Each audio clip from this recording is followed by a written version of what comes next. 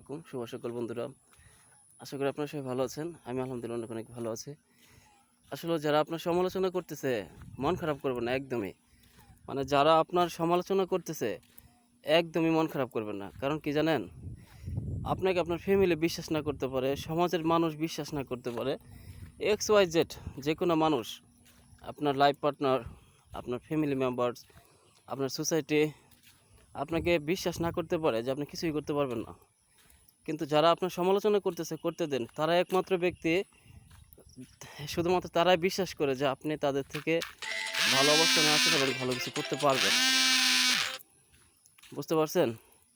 কারণ তারা যদি বিশ্বাস না করতো, তারা আপনাকে সমালোচনা করতে পারতো না। কারণ আমরা তো সমালোচনা তাদেরই করি। মানুষ সমালোচনা কাদের করে?